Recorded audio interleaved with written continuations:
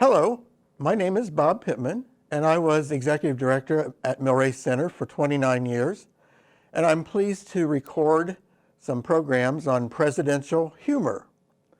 Today we'll be talking about FDR, Franklin Delano Roosevelt, who was known for his wit, but even better known for inspiring the nation to weather not one but two national crises, the Great Depression and World War II. Because of that, he is generally regarded as one of three great presidents, along with Washington and Lincoln. Some of FDR's witticisms include, quote, "I ask you to judge me by the enemies I have made." Also, when you come to the end of your rope, tie a knot and hang on. Roosevelt said, "I think we consider too much the good luck of the early bird and not enough the bad luck of the early worm." Roosevelt also said, "Courage is not the absence of fear, but rather the assessment that something is more important than fear." He said, "There are many ways to go forward, but only one way of standing still." As to his approach to the Depression, he said, "It's common sense to try to take a method and try it. If it fails, admit it frankly and try another.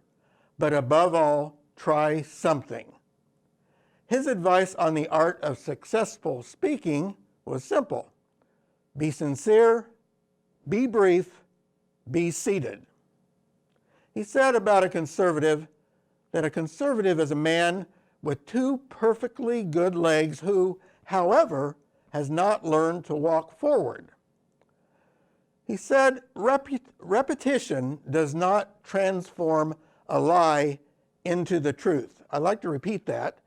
Repetition does not transform a lie into the truth. He said we must especially beware of that small group of selfish men who would clip the wings of the American eagle in order to feather their own nest. The test of our progress is not whether we add more to the abundance of those who have much. It is whether we provide enough for those who have little. He said about his academic record, he said, "I began an intensive study of economics and economists 36 years ago. As a result, I am compelled to admit, or boast, whichever way you want to put it, that I know nothing of economics and that nobody else does either." FDR and Eleanor had a marriage full of ups and downs, but they undoubtedly had the strongest political partnership in history. One day, Mrs. Roosevelt visited a penitentiary in Baltimore. When FDR asked his wife's secretary where Eleanor was, she said, "She's in prison, Mr. President." The president responded, "I'm not surprised, but what for?" Alice Longworth Roosevelt, who was the daughter of Teddy Roosevelt, was no fan of the Hyde Park Roosevelts. About FDR, she pronounced him 2/3 mush and 1/3 Eleanor. Eleanor was shut out of FDR's daily happy hours, where he mixed martinis for favored staff members.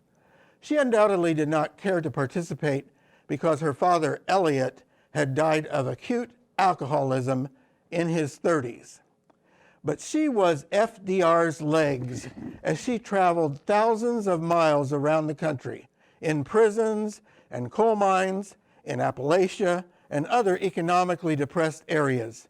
She kept FDR informed and often offered more advice than he cared to hear.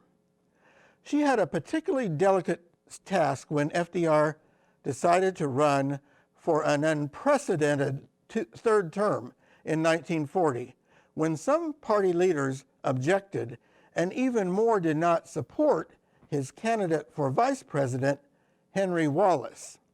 The Roosevelts often had indirect methods of communication.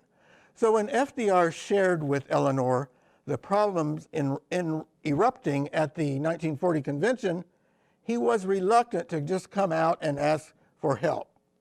Finally, after listening a while, Eleanor asked, "Would you like me to go there?" FDR said, "I think that might be a good idea." So she did, becoming the first lady to address a national convention.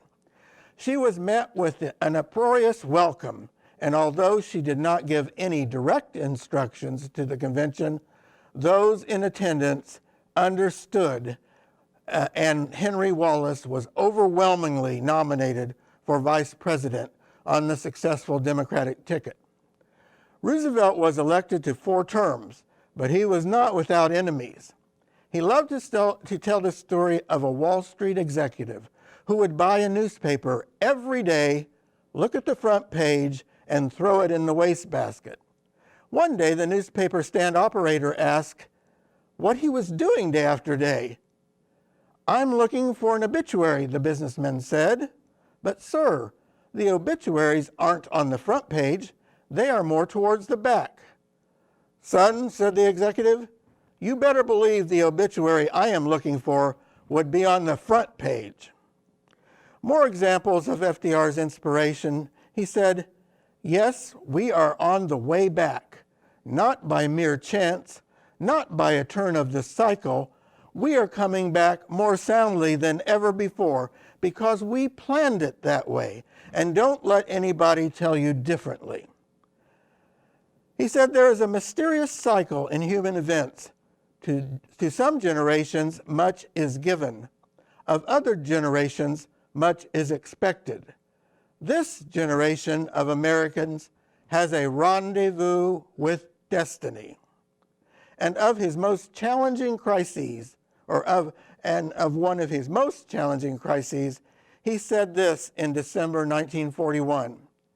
"Yesterday, December 7th, 1941, a date which will live in infamy. The United States of America was suddenly and deliberately attacked by naval and air forces of the Empire of Japan. We will gain the inevitable triumph, so help us God." Perhaps his best known inspirational words were these in his 1933 inaugural address.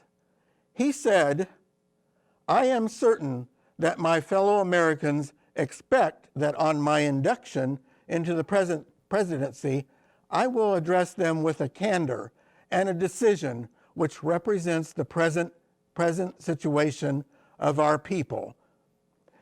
This is preeminently the time to speak the truth, the whole truth, frankly and boldly.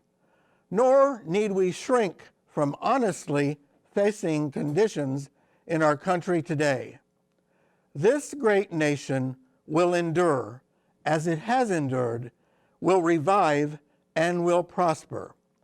So first of all, let me assert my firm belief that the only thing we have to fear is fear itself, nameless, unreasoning, unjustified terror, which paralyzes needed efforts to convert retreat into advance.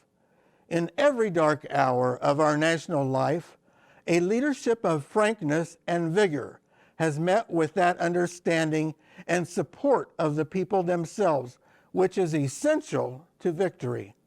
I am convinced that you will again give that support to leadership in these critical days."